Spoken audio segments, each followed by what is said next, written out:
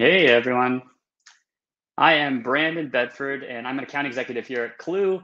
I work with product marketers and competitive enabling professionals every single day to elevate their competitive programs. And I'm honored to be moderating our session today with Jarod Greene. And we have a couple of minutes before the session is actually going to start.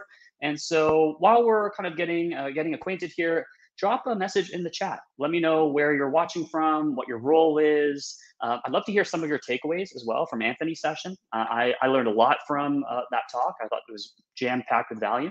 So yeah, let's get comfortable here in the chat, and we'll be starting in just about 5 minutes.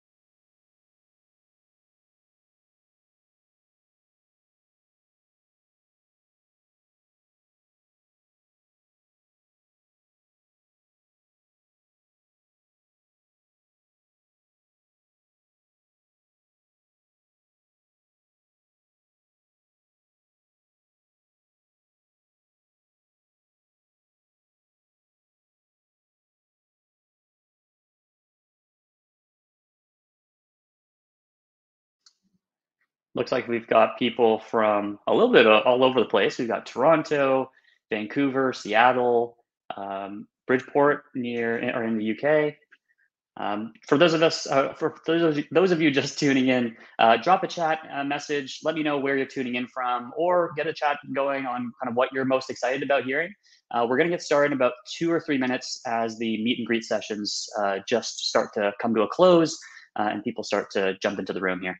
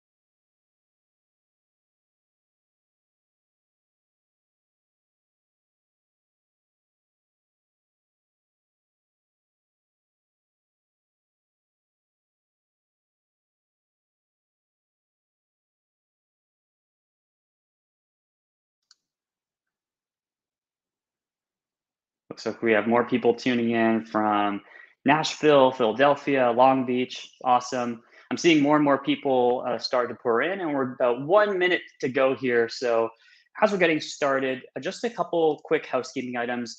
For those of you just joining, my name's Brandon Bedford. I'm an account executive here at Klue, and I work with product marketers and CI and CE specialists like all of you to elevate competitive enablement programs. And I'm extremely excited to be moderating this session with Jarod Greene today. If anyone here has had the chance to listen to Jarod speak before, you already know that his energy is infectious. And if not, oh boy, you are in for a treat. So before Jarod joins us on stage, there's a few housekeeping items I want to run through once again. So on the right hand of your screen, some of you have already found it, but you'll see the Summit, My Agenda, and Speaker Session up at the top. Make sure you click on Speaker Session, as this is where all the action for this session is going to take place over the next 45 minutes. The Event Chat tab is where we'll keep the banter. This is where you can throw in questions, throw in emojis. If you're here now and you're following along, you can see some people have already shared where they're tuning in from, but drop an emoji, let me know what you're excited to hear here in the session, or even what your nickname is, whatever you want. And this is going to be a very fast-paced and exciting session. And so please join in, have some fun with us in the chat, and then also participate in the polls and the Q&A. So following Jarod's presentation, we are going to have time for Q&A. You can use the Q&A section on the right to ask your questions. You can also vote on other people's questions if you like one and you like to make sure that it gets answered. And we'll also have the ability for you as an attendee to join us up on screen to ask your question. So if this is something you're interested in, let me know when you're submitting your question, and we'd love to have you up here on the screen with us. So enough of the formalities, let's get to the good stuff. So please join me in welcoming Jarod Greene, Vice President of Product Marketing at Highspot.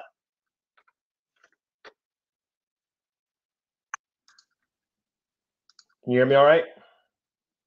We can hear you. All right. How's it going? Good. All right, appreciate it. I'm going to share my screen in 2 seconds and we'll get the party started. Hope everybody's doing well. Awesome. Just as a quick introduction, I just wanted to let everyone know, for those of you that aren't familiar with Jarod leads product marketing and is responsible for empowering Highspot's go-to-marketing teams and to command category leadership. Prior to Highspot, Jarod led go-to-market, thought leadership, and analyst relations at Aptio and Cherwell Software, and leverages product marketing and management strategies and learnings from Gartner. And so I'm really excited for you to share with us today. So I'll let you get started. All right, excited to be here. Thanks, Brandon. Appreciate it. Thank you guys for joining. I'm excited for this session. Let me go ahead and share my screen and make sure we're all here on the same page. And here we go. So thank you guys for tuning in. This is one of my favorite topics to talk about. I've been in product marketing now for about 7 years. I learn something new every single day. Every single market I've been involved in has been competitive. And as Brandon mentioned, my Gartner days taught me a lot about the value of positioning and messaging and making sure you have a unique story to tell, because at the end of the day, your buyers have a very complex buying process. It is your job to help them solve for that. So let's get into it. Again, the formalities. Jarod Greene, Vice President of Product and Customer Marketing at Highspot. We'll talk about Highspot for just a second, but that's what I do, and this is who I am, and that's my name. Here's the big idea for this particular presentation. It is the job of every member of your organization to compete effectively. And if you have a competitive strategy, if you're getting started in the way of a competitive strategy, it requires your product and every member of your go-to-market team to literally be on the same page. And it requires a culture of sharing that needs to be fostered, cultured, and developed at every turn. I'm going to take you through 5 big ideas in a short amount of time, but ultimately you're here because you want to change something, whether you're just getting started, whether you're looking to evolve. Let's get that solid baseline and get the party ramped. Why is it better to do this together? I've seen a lot of great sessions through the Enablement Summit and the Intelligence Summit, and one of the things that I think has been a central theme is we have to be in this together. The new ways of work, the power of one, the power of insights. There's no shortage of sort of mottos and catchphrases there, but it's really important because the demand for your competitive intelligence and the insights you provide outstrips sometimes one person or one team's capacity to do it. So this is really mission critical. Why is it important for everyone who can hear my voice to lead this? Well, because somebody's got to bring these jointly disparate teams together. Somebody's got to connect the disconnected. Somebody's got to make it all make sense. And whether you're product marketing, whether you're sales enablement, whether you're CI, CE, it's important for somebody to bring it together, make it all make sense, and put the content into context. And then in terms of next steps, let's get it. You have more resources at your disposal than you think you do. And I challenge product marketers, I challenge sales enablement professionals, I challenge anybody wearing the competitive intelligence hat to recognize the sheer power and the sheer volume of the insights you have at your disposal. And we'll get a little bit into that. Sounds like we're off to a great start. So let's keep the party going. Again, thank you guys for joining. Let us know what you think throughout this session by tagging Compete to Win 2021. You can mention me. I'm super easy to find on Twitter. Haven't been on in a while, but LinkedIn, all those things work. Pick your social network of choice. Here's what I hate seeing. I run win-loss analyses here at Highspot, and this is death. You guys all kind of do the same thing, right? At the end of the evaluation, we did our homework, we took a look, we did the ROI, we did the math, we did the demos, we did the dog and pony, and you all kind of look the same. This is heartbreaking to a product marketer, right? Somebody at some turn has failed to accurately communicate your unique differentiation you provide. The differentiation is critical. Really well documented report from our friends at Gartner. They talk about differentiation is more than just product. And if you're working at a tech company, if you're working for a founder, you know this is one of the things that kind of keeps you up at night. We want to sell the product. We want to show the thing doing the thing. But ultimately, there are 100 ways you could potentially differentiate yourself from the competition. And it's the ability to grab the right weapon for the right fight. To do that, that's really difficult. It's important because, again, if buyers don't see the differentiation, they're going to default. They're absolutely going to default to what makes the most sense, what brand they trust, the UI looked better. We called Gartner, we called Forrester, we called our friends. This is what they told us. And again, we're just going to eliminate you altogether if we really fail to see where you stand out amongst a crowded market. This is critical in both growth market. This is critical for both mature markets. It is very important for you to stand out from the pack. And this is an exercise I think every product marketer has done. Ultimately, you're trying to figure out, is the differentiation you claim to have meaningful? Does it matter to your audience at all? Is it unique? You really have to have a tough conversation with yourself about whether or not what you provide is table stakes, whether it's unique or it is truly revolutionary. And that exercise in itself is probably causing some PTSD for some of you, but it is important for you to get clear on what your audience values and what you can actually defend, which is the third bullet point. Can you prove that your thing is the first and only? Can you prove that your thing creates more value than someone else's thing? And can someone other than the people who work for your organization say that? Is it your analysts? Is it your customers? Is it your partners? Is it your investors? Who can stand up and make these claims alongside with you so that you start to stand out from the pack a little bit more? Here's another thing, another quote that I see a lot that keeps me up at night. We are in a competitive landscape, regardless of whether or not it's the other vendor, the other projects, how the business is performing, other people and their agendas. There's so much that your seller has to compete against. And it's not just the time spent with your named product competitor. I'll be talking about this at our conference next week, but one of the things we look at in our market is this thing the analysts call sales tech mayhem. And if you add up all the number of sales technology solutions, marketing technology solutions, sales acceleration and training providers, there's about 1,200 vendors in our space. And I can look at our market and say we probably have 10 to 15 active competitors. No, we have 1,200 competing priorities. Every buyer we talk to has to understand how they're set to perform this year against next. They have to secure budget. They have to compete with the work streams on how this thing gets integrated in the Salesforce or integrated in the Workday. Whatever tool you're buying needs to have a project plan for how you scale the value of it. You're competing with other people. Most of the time, you know the statistics on how the buying committees are starting to swell. And so you're not selling to one person, you're selling to 8, you're selling to 20, some cases 50. All of them have a different point of view on what they think your product can do. And you have to navigate and to a certain extent, manipulate that buying committee so that more people are in your favor than are against. And yeah, you're competing with the incumbent solution as well. In some cases, yes, they may go to market to buy a new tool, but what if the business doesn't perform in Q4 the way they thought they would, and they need to actually cut that budget? What if the owner of that particular product or that particular solution or that particular business unit is not going to be with the business next year and they just decide to do nothing? These things really hurt us as product marketers when we see these. So this is very challenging and keeps us up at night. I talk a lot about sales enablement. And I would say that if you're not making an active investment into sales enablement, it is prime time to do it. This category has absolutely exploded in the last 5 years. We've seen tremendous growth and results and outcomes from organizations who have made the people, process, and technology investments into sales enablement. We've seen jumps as high as 4% on win rates, 8% on quota attainment. The number of sellers who attain quotas jump, which is phenomenal. That participation rate is everything.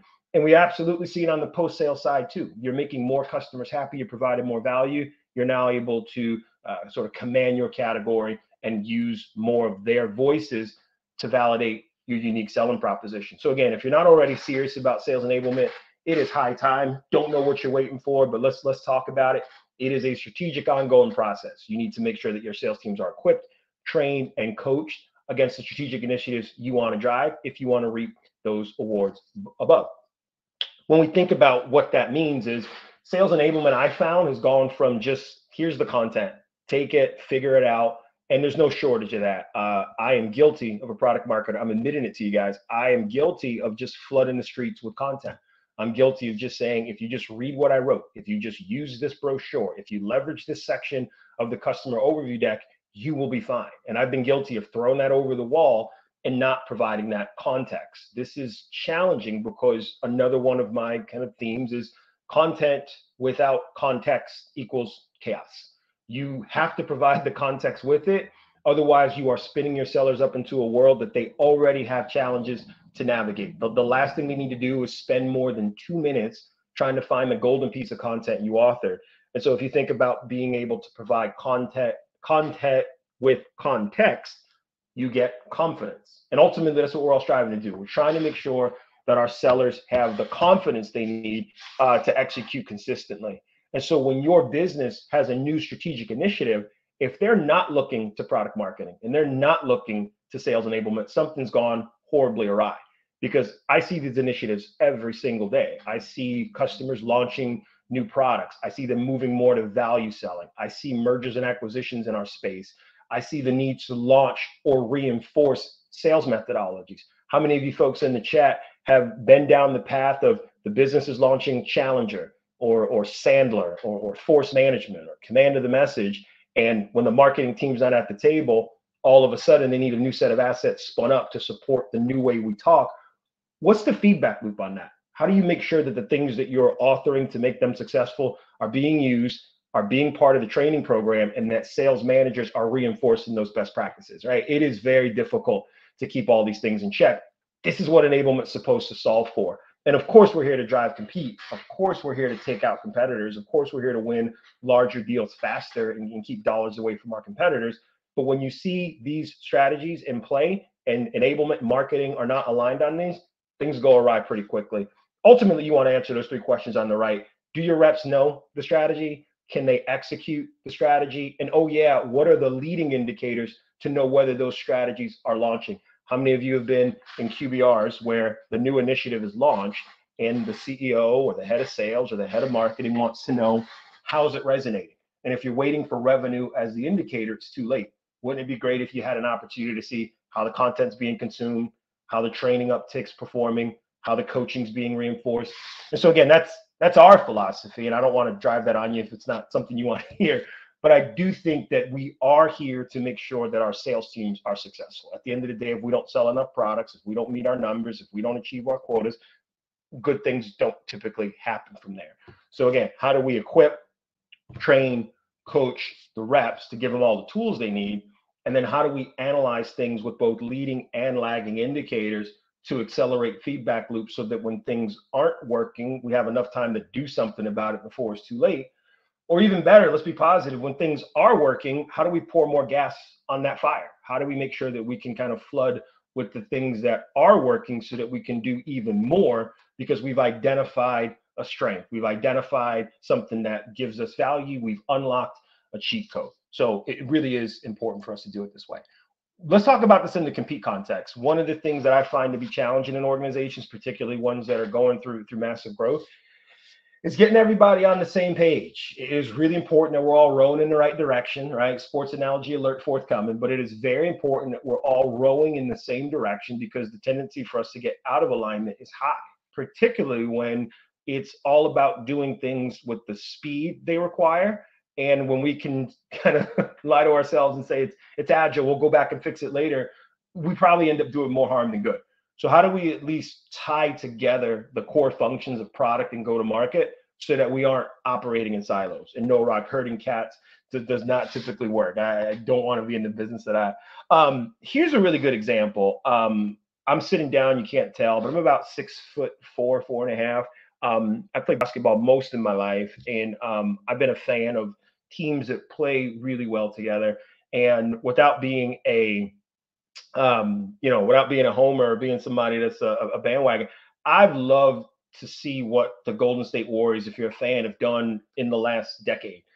They've gone from a team that typically was at the bottom of the standings, wasn't a lot of fanfare around them. If you just woke up in the last decade and started watching basketball, you would not have expected the Warriors to do the things they've done.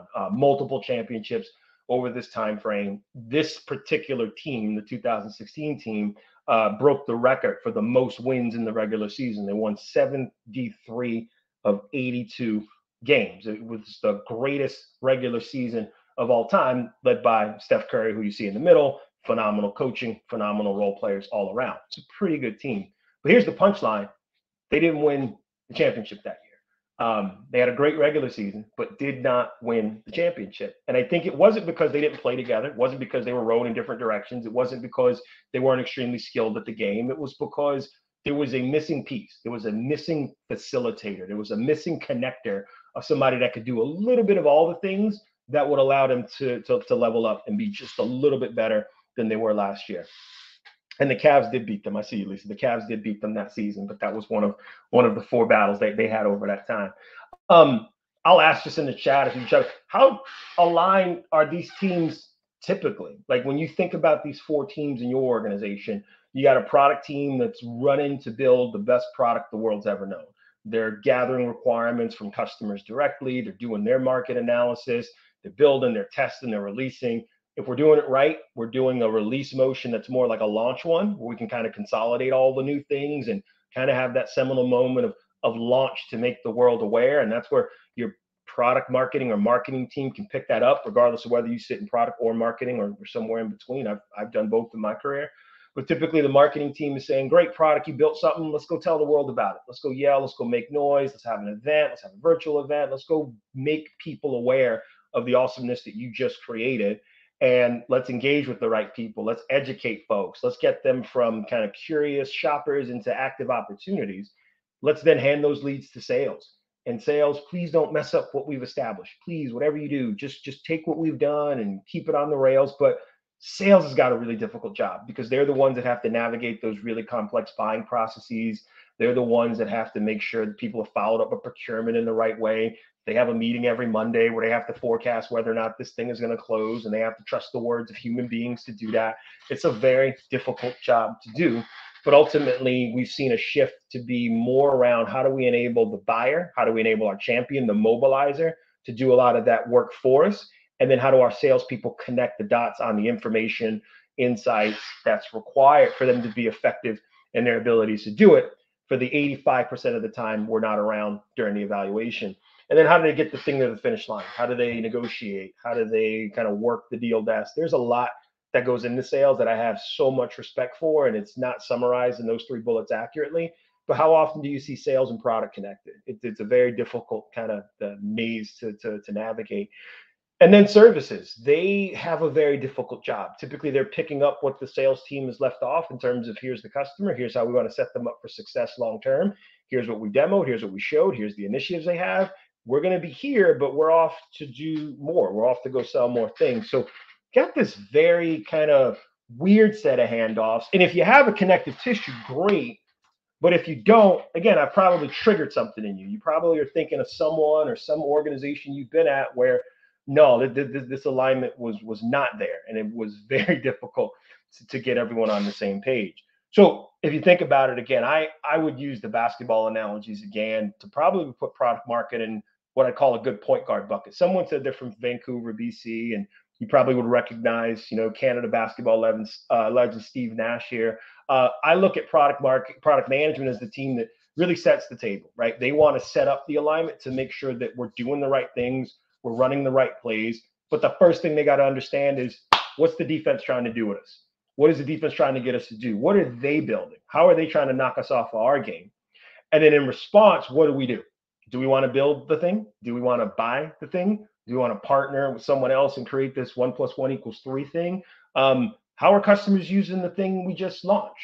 How are customers getting value from the thing today? And how's the field doing? Are we going to make our number this quarter? How do we look for next year? Is there enough demand in the pipeline? And typically, if you're working with kind of commercially aligned product management, they'll ask these types of questions, right? And typically they don't know who to go to get these answers. So I think it's important to make sure that your point guard or the person who's kind of leading the charge in terms of what the business wants to do is informed on some of the answers to those questions. Let's think about the marketing team for a minute. This is the late great Kobe Bryant, but I think of marketing is kind of like the shooting guard. Like they want the ball, right? They want to put points on the board. They want to demonstrate value. There's so much value marketing can provide. I'm a marketer.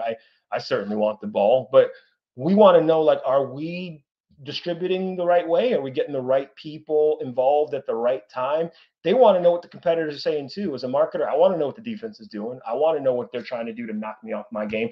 I have an idea on how we should respond. I want to shoot. I want to put points on the board. I want to get buckets. But I also want to know, what are we thinking long term? Like, are we driving the right strategies? Is just doing the things we've always done effective enough if the defense continues to get stronger? And yeah, how's the sales team doing this? Because we've created all these leads, we've created all this demand. How's that actually moving through the funnel? So there's that part. Sales. This is the big dog. This is the center, right? This is the strongest, largest kind of entity in your business. And when you think about them, they want the ball too, right? Give me the ball as close to the basket as possible, and I will get buckets. And I think this is the piece of, yeah, they want to know if we're running our plays and motions the right way too. Typically saying, just give me more. Where my leads at?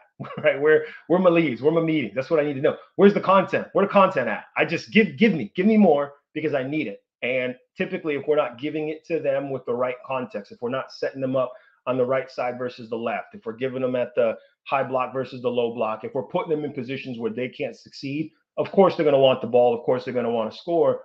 But typically, we're not putting them in the best position for success if we're setting them up too far away from their comfort zone. And then again, give them the ball. Where the lead's at? That's what they want to know typically. So love sales, want to feed that beast as often as possible. But how do we do it in a way where it's kind of equally distributed, that content and context, with all the training and the coaching and the reinforcement necessary to make it all stick? And last is our customer success team. I think about them as our steady eddies. I'm a big Tim Duncan fan. Tim Duncan did everything the right way. He's Mr. Fundamental. Played right, won a lot of championships, and kind of went about it in a very quiet way. Most people wouldn't recognize Tim Duncan on the lineup other than the fact that he's 6'11". But they want to make sure that we're set up for the long-term success. So we want to practice the fundamentals. The rep told you what? Our product does what? That's interesting. Our competitors said they do that. Wow, that's interesting too. Let me tell you how we're going to set you up for success with what you acquired, what you bought. And let me get from product if we did have misalignment on what we're going to build, because there may be something product needs to go fix. There may be things on the roadmap that will address this workaround we might need to structure for you right now. And again, it's a very difficult job to do. I always say typically they may be the first person to tell the customer the cold, hard truth. But the reality is they are typically coming from a position where they're putting other pieces together, but still from the point of view of further away from marketing, a little further away from sales, but maybe a little closer to product. And that's really challenging, but presents a great opportunity for us. This is the missing link from our Golden State Warrior example. So I'm not going to see the Go Cavs in the chat here, but this was the next year after 7-3-9 when Golden State signed Kevin Durant. And if you don't know Kevin Durant, he is a once-in-a-lifetime basketball player who can do a little bit of everything. He's 6'11", but he handles the ball like a point guard. He can post up. He can rebound. He can shoot from 35 feet. There's really nothing Kevin Durant can't do. And when he joined an already great team, man, were they able to unlock some cheat code. So they absolutely were able to benefit from his skill set. I look at the competitive energy Kevin Durant brought to bridge this analogy. I think it's compete that connects it all. I think if you go back to each of the questions that they're asking, at the root of it, it's what are the competitors doing?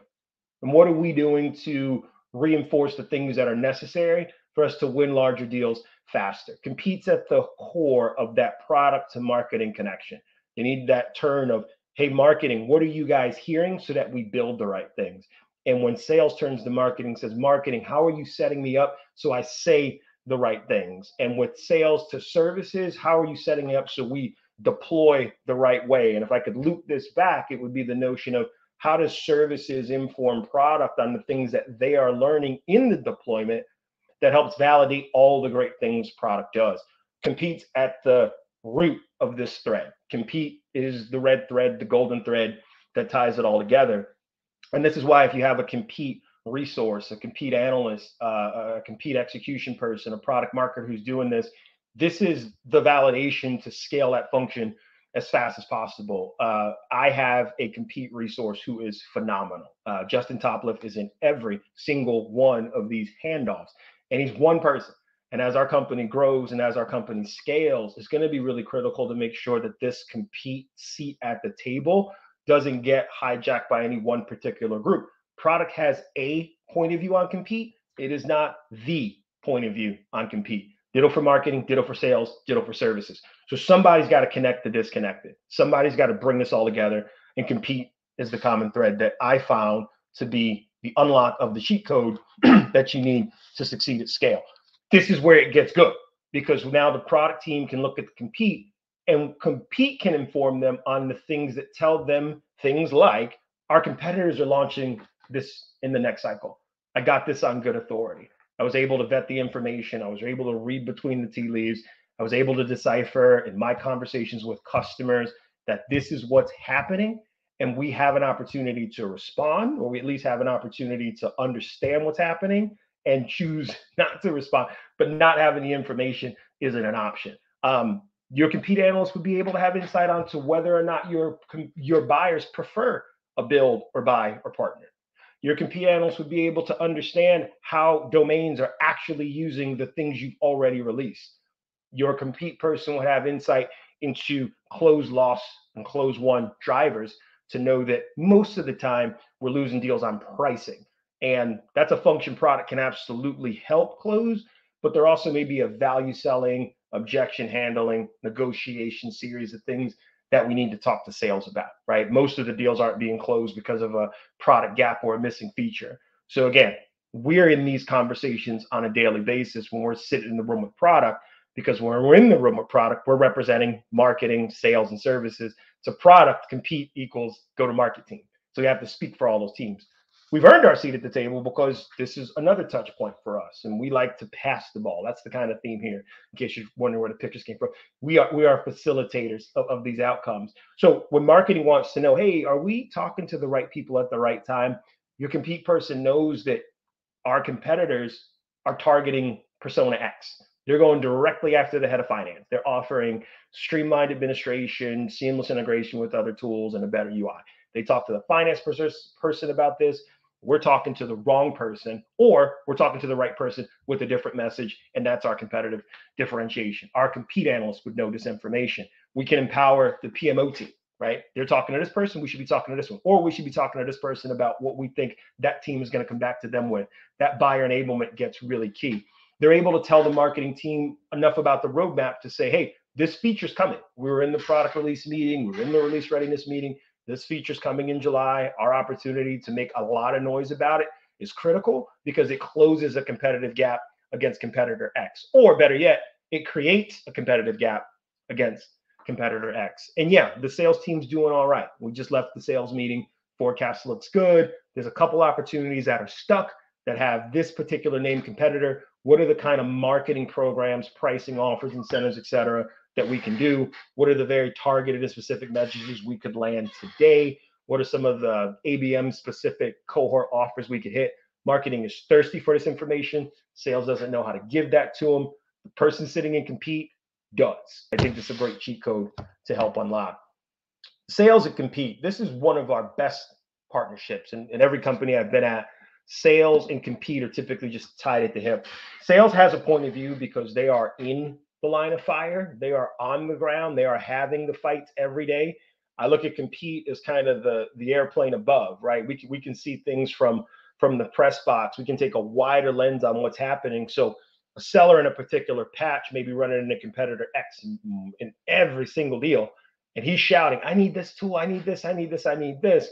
But as a part of the larger population, it's only 1% of the revenue, right? So we have to have those tough conversations. But again, the content and context might say, this isn't a competitive situation for you. It's competitive distraction. How do we help you do this? How do we help you connect with personas above the line? Because the compete person would know that opportunities when you have two folks and you're a little more multi-threaded will help you win this, not the disposition of feature X and feature Z when you're talking to your below the line contacts. The compete analyst knows that the objection handling guide has been effective in those situations. So again, content with context. When you run into these scenarios, here's what you can use to help drive the right conversations at the right time for the right person. Here's how our competitors are responding from a pricing perspective. They're landing at a level that's really difficult for us to do. And oh, by the way, a leading indicator is that for the thing we just launched, 55% of the sellers haven't started the training yet. I don't expect to hear them talk about it on calls next week. So when someone asks, how's the initiative landing? Knowing that they haven't taken the training might be a sign that they're not set up for success right now. And then the last one is that handoff to services. Are we setting our customers up for long-term success? One of the compete analyst things that you'd be able to answer through the analysis is customers expect us to like this particular feature up. Customers appreciate the way we do this. Customers don't appreciate the way our competitors do that. Your compete analyst in that context through services touch points will be able to extract that information. You'll know what features your competitor has prioritized. You'll know that you'll need some of the things you will have to build ultimately to make sure that they get the most value from it. And then you'll have knowledge of the roadmap to make sure that if we are going to close gaps, what's the communication loop to the services folks who sometimes are in gnarly conversations about what to build and how to build it. I'm going to get to the questions in just a second, but let me give you two more bits. They won this championship. Lisa knows that. The next year with Kevin Durant at the helm, this phenomenal Warriors team won the title. It was great. Everyone was on the same page, even more so than they already were. And the ability to facilitate those outcomes was a phenomenal unlock. So how do you put it all together? If you're having a conversation about why you need alignment, it's pretty simple. You want to build better products, convert more leads, close more deals, hold more value, which I think is a missing piece of compete. It's one thing to win the deal, but could we have extracted a little more from an ACV or ARR standpoint if we just knew what we did, how we did it differently, and what that meant from being unique in the world around? How do we defend the base? You guys are in knife fights and every single competitor is going after your customers. How do you make sure that they get the same why change, why stay, why evolve messages that you need to land so quickly? And how do you promote sales trust? If your sales and compete person or teams are best friends, life is good.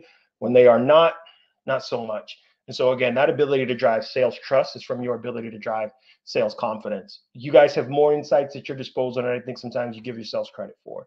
If you don't know where to start with competitive intel, just go here. There's sites like G2 Crowd and Trust Radius and Gartner Peer Insights that have all the competitive intel you would ever need just to get started.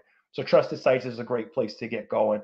We run a win-loss program. We use a third-party vendor called Primary Intelligence.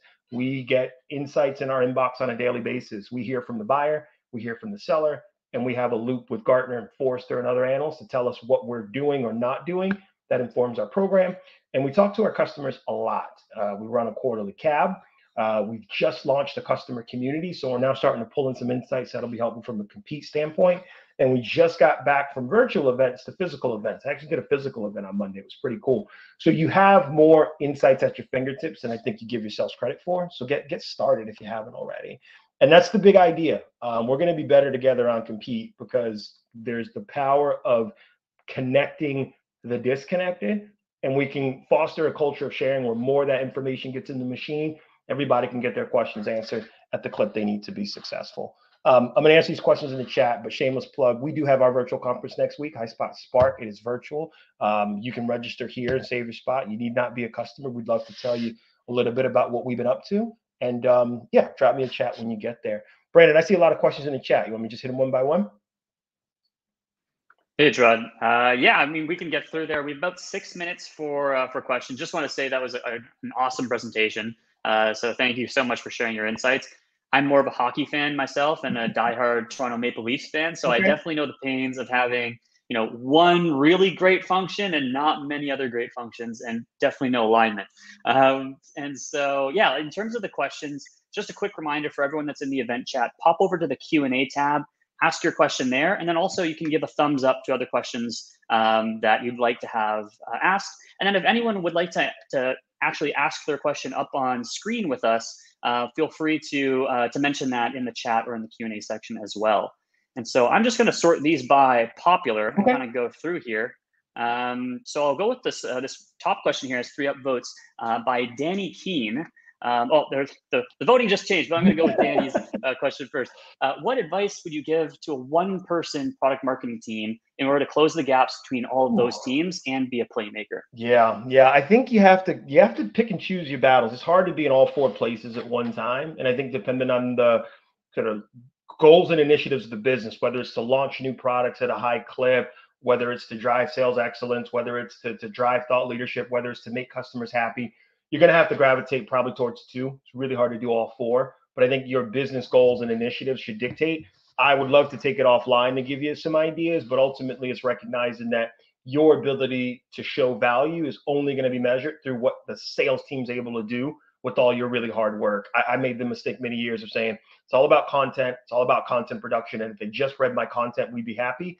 At the end of the day, if they can't sell, if they can't be successful, you have to work on the things that allow you to do that. And from that quick win, you're now able to not just get into more rooms, but now start to go from a 1-person team to a 3-person team to a 10-person team. There are some phenomenal resources in the Product Marketing Alliance about how to demonstrate the business value of product marketing, be understood, so that you can start to command more resources and budget.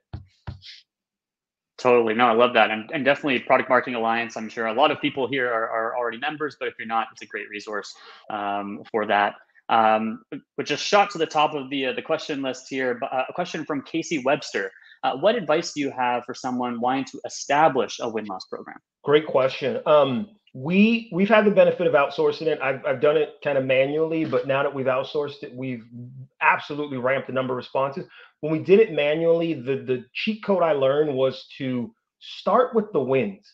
I think with a natural tendency to figure out why you lost, and so one team would go after the losses, and of course, if you lost, it was because of product, and another team would go after the wins, trying to get references.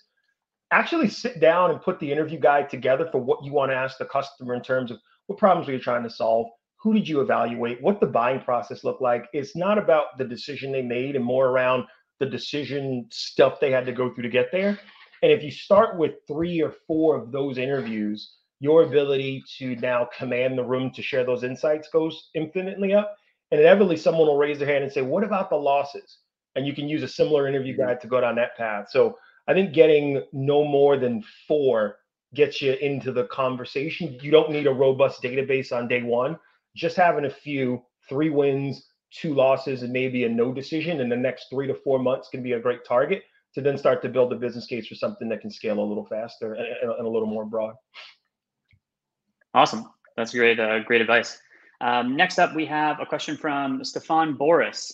How many people do you have seated at the compete table? You mentioned 1 resource or analyst, but do you recommend having 1 for sales, 1 for product, 1 for marketing, etc.? Yeah, so I have Justin Topliff, who someone in the chat knows is awesome, but he's a compete army of 1. But I tell my entire product marketing team, you are responsible for compete. You're responsible for compete for your product. You're responsible for compete of attention in the business. You're responsible for the compete of mind share. And so I have 1 compete analyst, Justin, who does a great job with codifying those insights and distributing those through the machine. We absolutely leverage Klue for the scale there. But everyone on my team has a remit on compete. They should look at the compete win rates for their product. They should look at the consumption of their content. And I think the conversations you can have with those insights allows them to go to those teams and say, hey, product, based on the consumption of the roadmap, or based on the consumption of this piece, or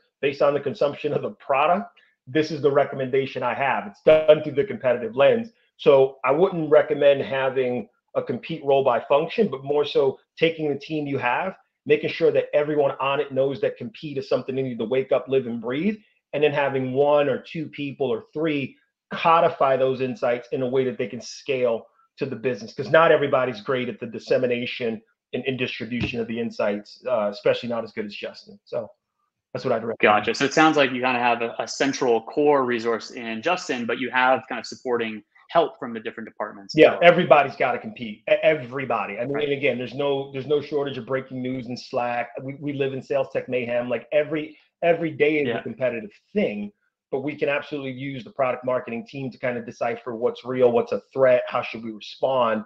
And then Justin's the machine that we all kind of use to get it out to the world at scale. And he does a phenomenal job at that. Awesome. Awesome. I know I might be pushing my luck here, but we have one more question here that's pretty spicy. So I do want to get your take on it. Jarod, how do you manage the collaboration between teams if there's a misalignment with a certain department? For example, sales is overpromising and CS is not able to deliver. That's the job. I think one of the things that, well, no, I'm serious. Like that's the job. Like I think part of the connect and the disconnected is to highlight the impact of that disconnect. One of the meetings we have, it's a go-to-market 360. I have those 4 constituencies in the room for 90 minutes every single week. And it's the head of those functions. And we sit down and we have it out sometimes. I think the key is accountability in those conversations. Mm-hmm. Of course, there's a disconnect, but what are we going to do about it? And more specifically, who is going to do something about it and when? And when we start that meeting, it's a scorecard of, hey, 2 weeks ago, we said that we would drive a roadmap enablement program for the solution consultants. Matt is responsible for that. Matt, what is the status? So there's a disconnect, but we don't have to come up with the answers. I think our job is to kind of connect the disconnected, have a meaningful dialogue about the best ways to solution it, and then take incremental steps towards progress. Because again, you're not going to solve years of what could be a disconnect, but you can start to take the baby steps in the way of short-term wins that over time become momentous. Awesome. No, it sounds like I think that's spot on, that it's incremental movement and progress there. And it reminds me of a famous Kobe quote where he says, job ain't finished. You just got to keep doing it. And so I think that's a fitting way to end it. For 1 minute, a little bit over, but just want to take a moment here to thank you, Jarod, for this amazing session. It's been really fun. I had a lot of fun moderating it, and I hope everyone here also had a ton of value. And I think you've already mentioned kind of where people can find you, obviously at Spark coming up in November. But anything else you wanted to kind of plug towards the end here as we wrap up? No, we're great. I appreciate you guys for hanging in, and sorry for going a little bit over, but look forward to the conversation on any platform. This is a passion of mine and clearly a passion of yours. And so anything we can do to connect and get better together, let's do it. Awesome. Likewise. So for everyone that's here, please do hop back to the main stage. We actually have a quick announcement from the MCs. Looks like they're going live right now. So I'll catch you over on the main stage right before Kyle Coleman's session. That'll start just shortly as well. See ya.